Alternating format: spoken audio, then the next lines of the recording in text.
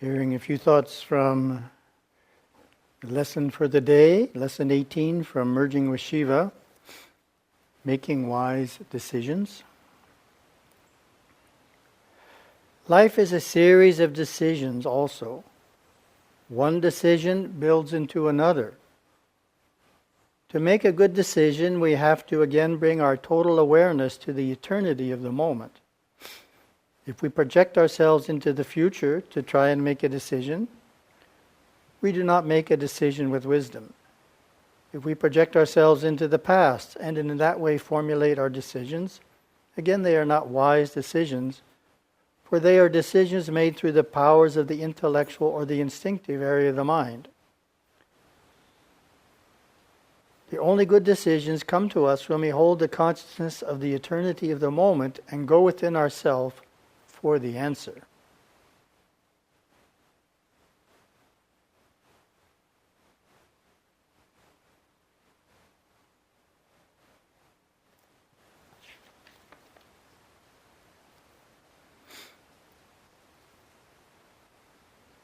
Think it over carefully. Go in for intuitive guidance. And nobody knows better than yourself, your own superconscious being, what is to be the next set of experiential patterns for you to go through in your quest for enlightenment. It's all based on decisions. Don't expect someone to make decisions for you. They are second-hand, not the best. Others maybe can give a little bit of advice or supply a different perspective or added information for you to make a better decision. But the decision you make yourself in any matter is the most positive, most powerful one, and should be the right one. Do it from the eternity of the moment. That is the state of awareness to hold.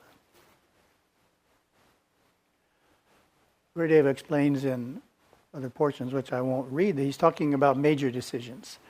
Not what should I have for breakfast? What TV program shall we watch tonight? He's not talking about the small decisions we make throughout the day. He's talking about major decisions.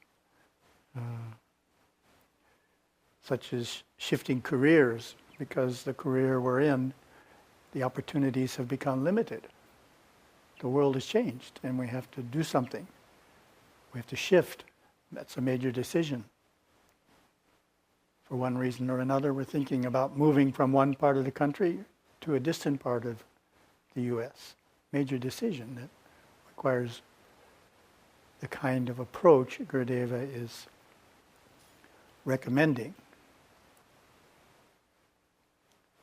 He's saying we want to use our intuitive abilities, and to do that we have to be in the present. In other words, we can't be worrying about the future or regretting the past. Those are the two types of concerns that usually take us out of the present. Worrying about the future doesn't do any good, right? Kind of a waste of time, a waste of energy. It's not a productive event, but yet we tend to do it. I remember having a discussion a couple of years ago with a young couple, and they were concerned about peak oil. So I hadn't thought much about peak oil. Concerned about the world running out of oil, that was their big worry. And it was such a worry, it was paralyzing them in the present. They weren't really making quality decisions about their life. So I said, well, no one knows when we're going to run out of oil, and usually it's the actual event almost happening or about to happen that motivates us to find an alternative. We kind of procrastinate as a human race. We don't solve problems until we have to. And then we get highly motivated. We're going to run out of oil next year, so this year we figure out how to do without it. So worry doesn't help, and regretting the past just means we haven't figured out a way to look at something we did or something that happened to us.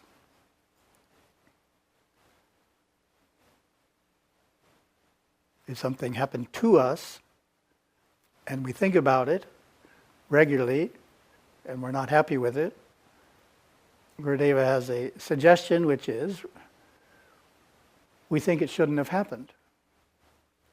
And therefore we're blaming someone else, or we're blaming God. There's some blame involved. But if we can accept the higher philosophy that everything that happens to us is created by only one person, and you know who that person is? You. The good things that happen to you, you created them. The bad things that happen to you, you created them. How? By what you did in the past. But of course that was in a past life, usually, and we don't remember what we did. You can see it in astrology, astrological charts sometimes. Certain hints at that. They'll say you're destined to be very fortunate in this life because in last life you were very charitable. That's a common one. So money comes to you, why? Because you gave it away. So now it's coming back.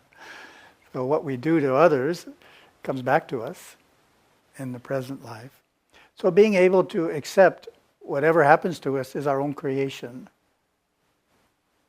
Really accept it and not blame someone else, not blame God, is an excellent way of not thinking unnecessarily about the past.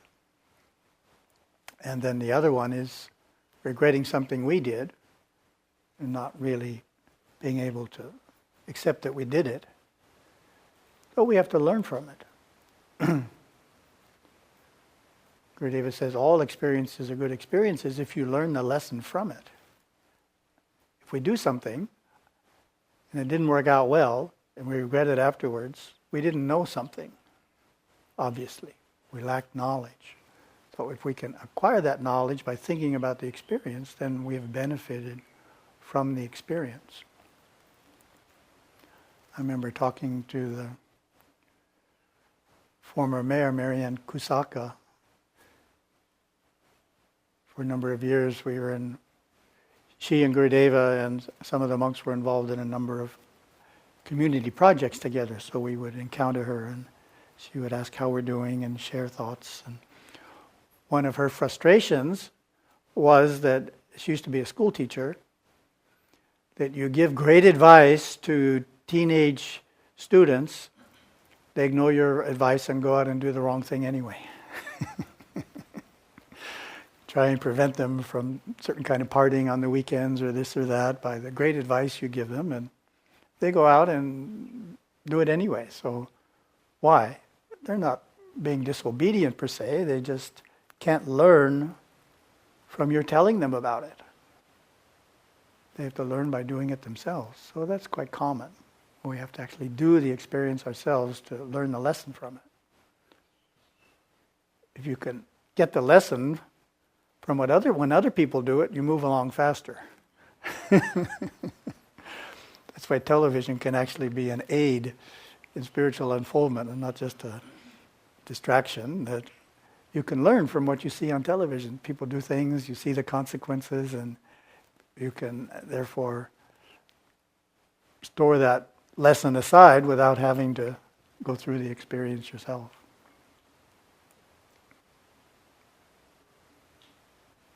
When it comes to intuition, Gurudeva has a few good thoughts, again emerging with Shiva, not from today's lesson. Intuition day by day occurs spasmodically, but it does occur.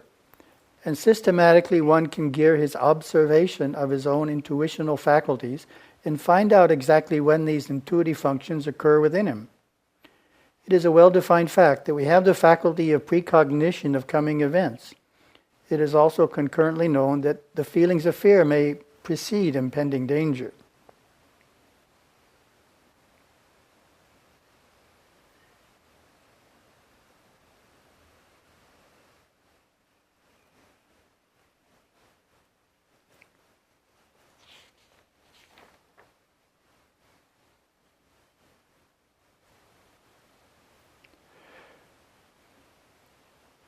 Though we often use the terms unfolding intuitive faculties and developing intuition, they are only used in an effort to encourage the aspirant on the path to work within himself in subduing his intellect so that he can actually observe the already functioning totality of the intuitive area of the mind. That's an important point, is if we think, well, we're developing our intuition, we're learning to use it, it sounds like it's not there, right?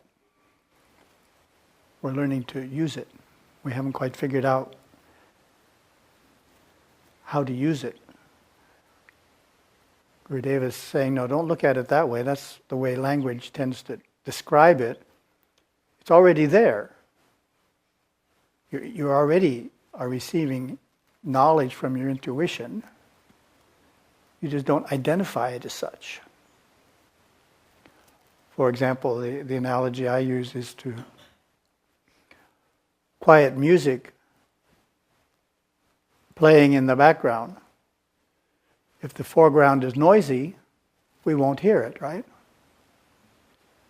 But the music is always there. So it's the noise in our mind, the worrying about the future, regretting the past, that covers up the sound of the background music or our intuition. So if we can quiet the mind enough, then we can discover the always existing intuition within us.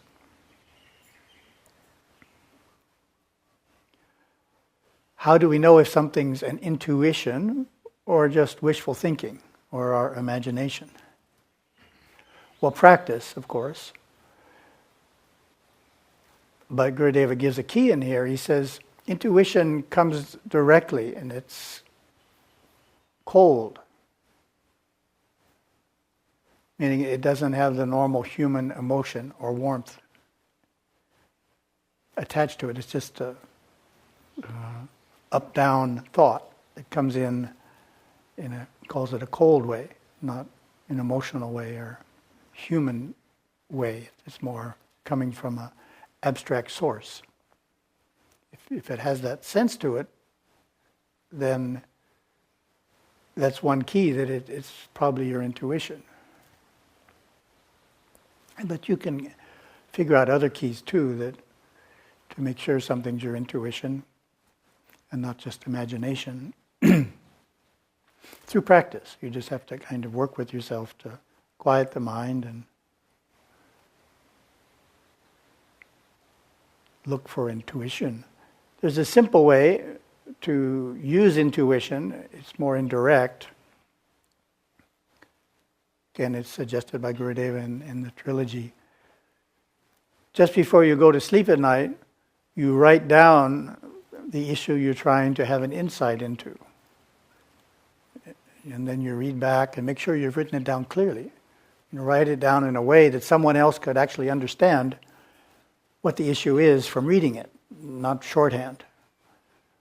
Sometimes we don't explain something clearly to ourselves. That's part of the problem. We just worry without a clear concept about what we're worried about. So write it down and then go to sleep with the idea that first thing in the morning, the answer will be there. So that's using the intuition in an indirect way. Of course, it may not be there, but you want to have the positive thought that it will be there, and that helps the chances of it being there increase. But it's a very good system, and it does work. Thank you very much. Have a great day.